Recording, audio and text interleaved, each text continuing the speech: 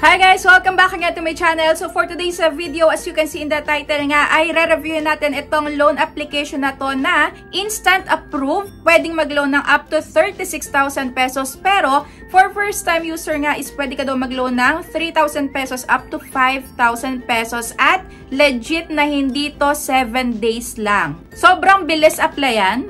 So pag-uusapan natin ngayon itong si Fast Cash VIP na araw-araw nga ding nagte-text sa akin at tumawag na nga. So ayun, sinagot ko at 100% maaaprubahan nga daw. Palakpak ako ng palakpak. So 100% is maaaprubahan nga daw ako at halos lahat nga daw ng mga nag-a-apply dito is naaaprubahan. Kaya ayun, subukan natin.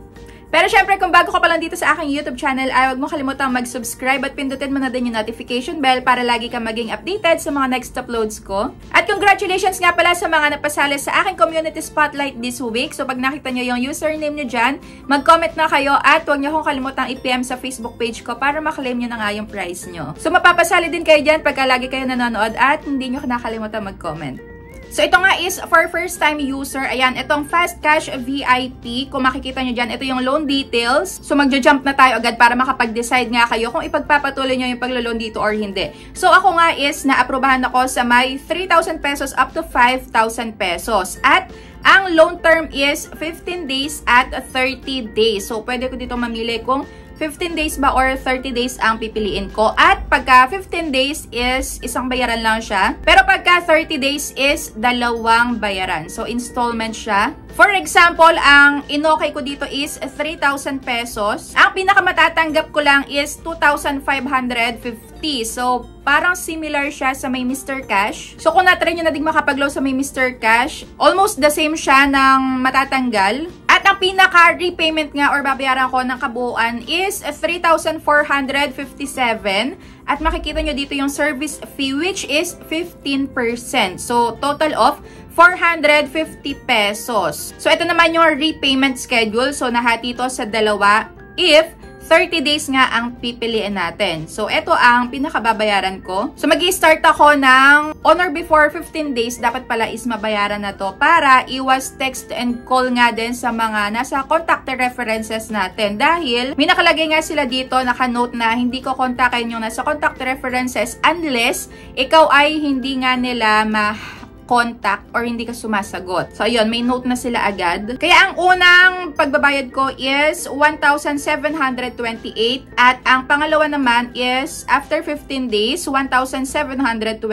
So, ito, kinagandahan naman is talagang hati yung pagbabayad. Unlike nga sa may ibang OLA, na sa may unang pagbabayad, which is 7 days pa lang na kuno, sinasabi nila is sa ads nila mahabang pagbabayad, long term, pero 7 days lang talaga. At yung sinasabi din nila na installment na 3 months kuno is sa unang pagbabayad, halos lahat babayaran mo na. Tapos after 3 months pa babayaran yung matitirang 10 pesos, 20 pesos, so ganon. Dito naman is dalawang bayaran siya talaga at hati. At kung 15 days naman ang pipiliin ko for 3,000 pesos, ang matatanggap ko is 2,550 at ang pinakababayaran ko is 3,300 pesos. So, ang service fee is the same lang din, 15% which is 450 pesos. So, dito isang bayaran lang. At base dito sa my loan details na ipinakita ko sa inyo or chinare ko sa inyo is nasa sa inyo pa din yung decision kung mag-a-apply kayo ng loan dito or hindi. Pero para sa akin, if hindi ka man ma-aprobahan doon sa may pinaka-legit nga na Tala, Bill is S-Loan, G-Loan, pwede kayo ditong mag-try sa may Mr. Cash or dito sa may Fast Cash VIP. Pero, ayan, eto yung mga pwede nyong maranasan or i-expect nga na ma-experience pagka hindi kayo agad nakapagbayad dito. So, base na nga lang din dito sa may nabasa ko sa kanilang review sa Play Store, ay hati nga yung mga nagsasabi dito na maganda daw at yung iba naman is hindi ito maire-recommend. At as of now nga, ito ay may 4.5 nga na ratings at hati ang mga nagsasabi na gusto daw nila to at yung iba naman is hindi siya maire-recommend. Kagaya na lang dito, sabi niya my experience with this loan app is that they are really helpful para siguro sa kanya. Ayan, nakatulong sa kanya. At ayun, pagpatuloy lang daw itong pagpapautang sa mga tao, which is, ayan, nakakatulong sa pagbabayad. At ito namang isa, sabi niya is na-receive daw niya yung niloan niya dito within 12 hours lang. So, the same day, na-receive din niya yung kanyang iniloan. At yung interest rate was competitive and the repayment terms were flexible. Yes, flexible naman.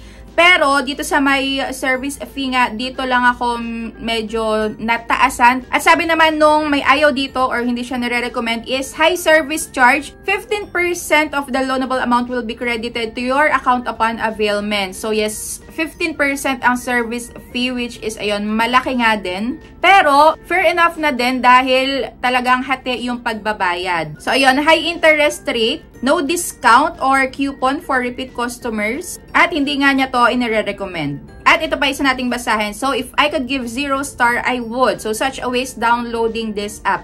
You can loan faster. Yes, tama naman nga. Makakapag-loan ka ng mabilisan. Pero, high interest nga. And so many unnecessary phone calls. So, at ito naman yung isa. Hindi naman daw siya na overdue. Pero, kinokontak nga siya nung mga agent. At pati yung mga references nga daw is na-contact din. So, ibig sabihin, kailangan is maagang magbayad dito dahil kukontakin nga daw yung mga nasa contact references. So, kung ikaw ay naka-experience na ganito, is comment down below kung ano pa yung masishare mo dito para maging aware nga din yung iba. So, kung tatanungin ako if maire-recommend ko ba to sa inyo or hindi, so para sa akin is 70% out of 100 kasi legit naman siya, mare-receive mo naman yung mauutang mo dito at for first time user is malaki-laki na din yung 3,000 pesos to 5,000 pesos at nagandahan ko naman dito is talagang hati yung pagbabayad. Pagka pinili mo is 30 days. Yun nga lang, ang pinaka-downside is malaki yung service charge dito,